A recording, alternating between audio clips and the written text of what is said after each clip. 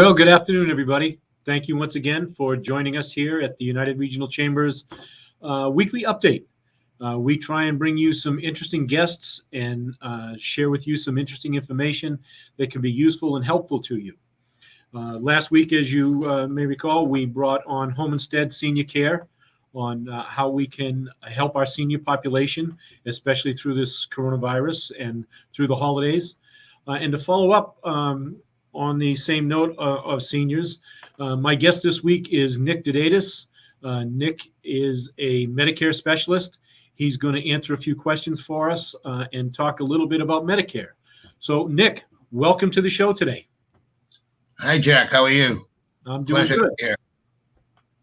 So, Nick, tell us a little bit about you, and then we'll get into some questions. Sure. I'm an independent insurance broker here in Massachusetts. I've been helping people for over 20 years. I'm located in Norfolk, Mass. I provide health benefits, life insurance, disability, but more importantly, Medicare. I'm a specialist in Medicare. I'm fully licensed in both Massachusetts and Rhode Island. And what I do is I provide free consultations for people either who are about to approach into joining Medicare or if they've already had a plan for many years. It is very important to have a review of your coverage, and I meet with a client, go over their coverage at no cost, and find if there is a better solution. If not, we keep them where they are. Well, one of the things that we're all seeing on no matter what TV show that you are on today is this is the time period for people to examine their Medicare to see what the benefits are. But first, let's ask a couple of questions. When should people apply for Medicare? Well, you are supposed to apply for your Part A and or B when you turn 65. There are exceptions. However, generally speaking, 3 months before the month your birthday is in and 3 months after your birthday month, you have that 7-month period to apply for Part A and B, and you won't be subject to any penalties. The reason I say in most cases, if you work for a company that has more than 20 employees on the health plan, you do not have to sign up for Part B until you decide to come off that plan.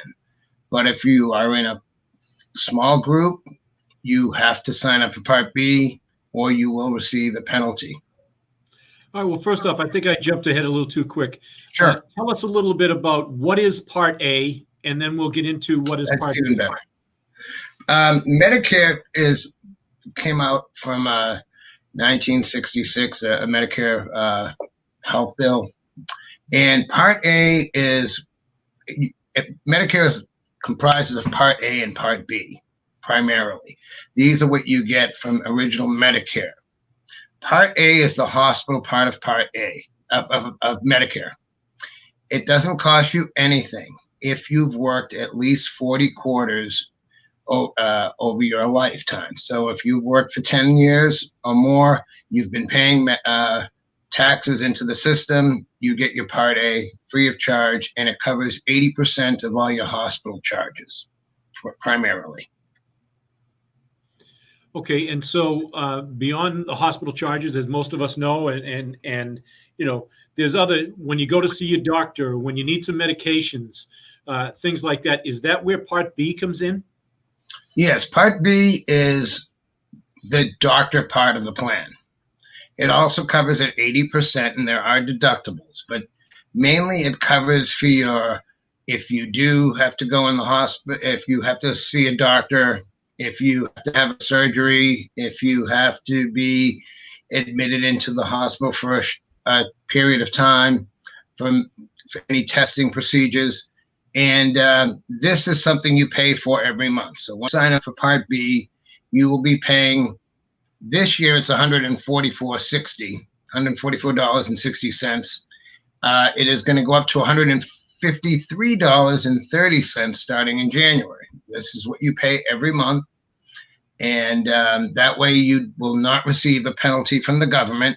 And that would be your cost for Part A and B, would be that one monthly charge.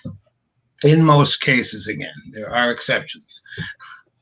Okay, well, When does people have to make that decision on when they have to do Part B? They have that 7 month period when they turn 65. It's a good time as they're approaching 65 to contact someone like me to find out what their options are.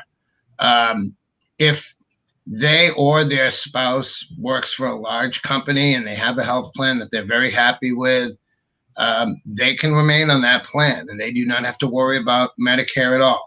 And it would probably be better. And although there are cases where it may be more beneficial to go get your own separate plan, when you do go into Medicare, everyone's coverage is individual. It's not a family plan or a couple's plan. What may be good for you may not be good for your friend or your spouse. So that is why you really have to customize it for what your needs are. And you don't automatically become a participant in Medicare when you turn 65. You still have to reach out to Social Security and apply for it, correct? Correct. That is a misconception some people have. They figure, well, I don't need it. I'm healthy, or I haven't had coverage, or I'm going to still stay on the plan I have, and they keep paying for the coverage they have. And it may be a small group plan because they're a self-employed individual, or they have coverage and they think, oh, I like this, I don't want to switch. The problem is, if you miss your initial period, that 7 month period to sign up for Part B, the government will charge you a 10% penalty for the Part B premium for that 12-month period. And they will keep doing that every year you do not sign up. So whether you did it by accident or just thought you didn't need it, you're going to get a penalty, and it stays with you. It never goes away. You don't pay it off one time. It will show up on your statement every year. You will pay that penalty. Right. Is there a time limit? You know, if you haven't done that by 65, if you turn 68 or 70, is there ever a time where you would not be able to get Medicare? No, you can always sign in. You can always join it. You're not required to get any other coverage. There are people that just go with the original Medicare and they sign up, and there's no risk to not doing it right away. You can wait and stay with a company plan and sign up. There's no penalty. If you've had continuous coverage, there won't be any penalty. There is no pre-existing conditions in Massachusetts, so it's not going to be a situation, oh, you didn't sign up at a particular point, now this type of coverage isn't available to you. So that is not a concern. You just want to make sure that you are not going ahead with it and not doing something and not realizing your exposure, whether it be to penalties, or if a person says, I don't want any other coverage along with that, and they go with original Medicare, they should realize they're exposed to 20% cost because Medicare pays at 80%. So when somebody gets to the age of 65, talk us through the procedure of signing up for Medicare. It's actually pretty simple. And I shouldn't say that. It's never. Sometimes things are never simple when it comes to getting online and doing things with the government. But actually, for Social Security, if you're going to do Part A and B together, you can go online at Social Security. It will say down the screen, you'll scroll down, apply for Medicare. There are two ways you do this. If you're going to be taking your Social Security check, the government will automatically take out that Part B cost of $153.30 next year every month automatically. If you are someone who's going to defer taking your Social Security, which is fine, you will still have to pay the Part B. In these situations, what they will do, Social Security will bill you every 3 months, and you will pay the 3-month Part B premium until you decide to take your Social Security check, and at that time, they will automatically deduct it for you. So, and I don't like to make this too confusing and give people a popsicle headache, but it's a simple procedure. You go online, they'll ask you a few questions about yourself.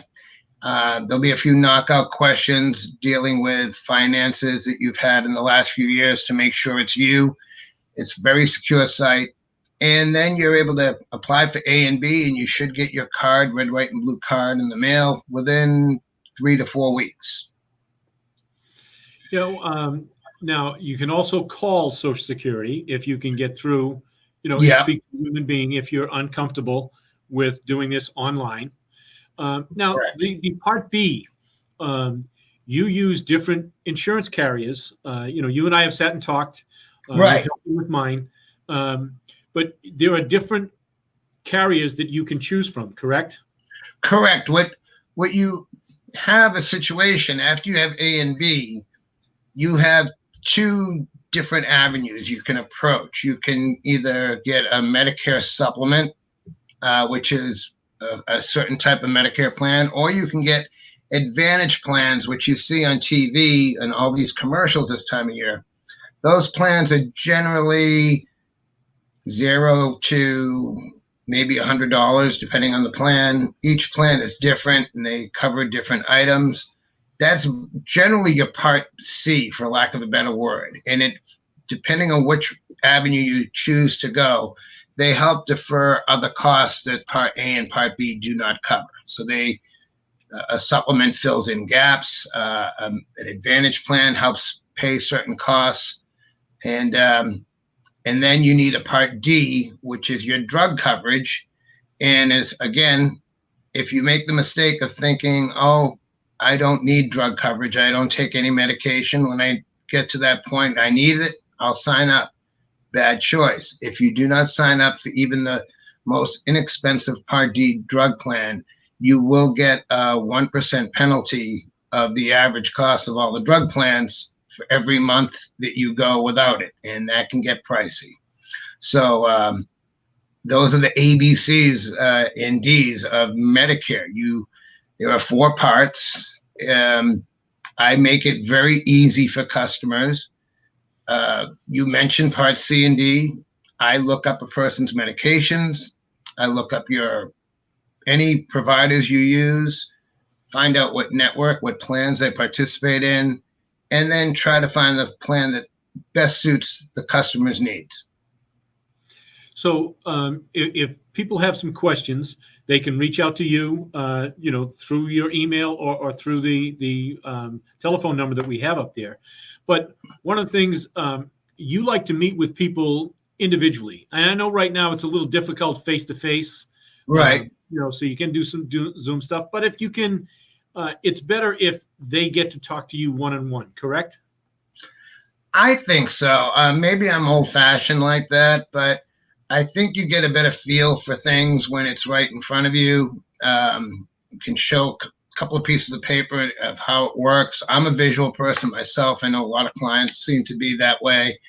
I think it's nice to get to meet your clients, and I think people are more at ease to ask questions and get comfortable. But if someone is, I understand. Everyone has their tolerance point, and I'm respectful of anyone's situation. And mainly, I try to keep it simple.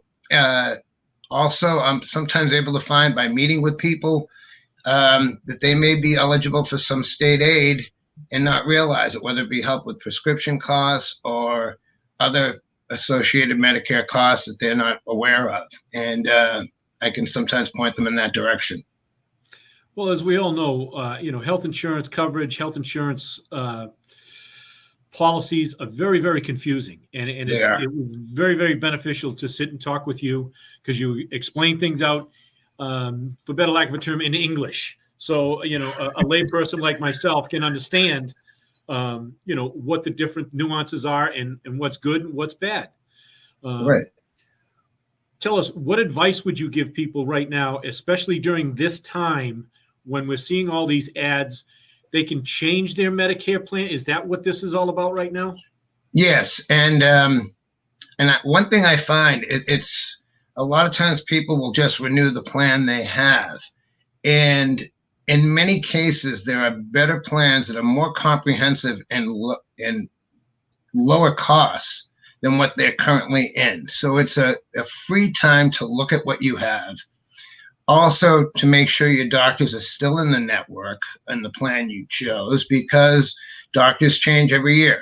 But more importantly is the medication. Each plan has different formularies.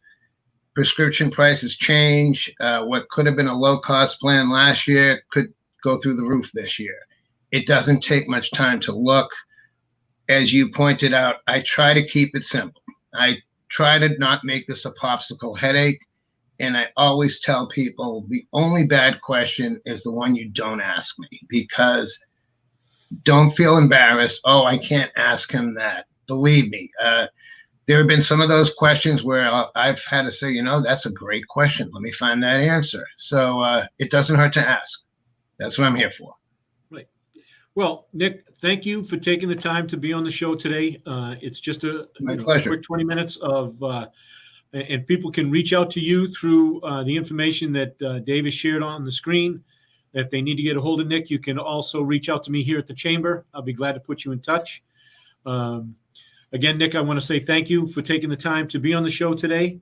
And we shall see you at the different events that we did see you at. I appreciate the time. Thank you. All right. Dave, I also want to say thanks to Dave Angel. Again, AACS. He's been super patient with us guys that are not so computer savvy. And he walks us through this every week. Although I should be used to it by now. I think we're on week 17 or something like that. But truly appreciate the partnership that we have with AACS. And we hope to see you back here again next week. We're hoping everybody stays safe during this crazy time. I know that people are stressed out about the results that we haven't heard yet. But hopefully you'll be satisfied with what the end results are. Thanks for joining us today. And everybody, please be safe. Thank you.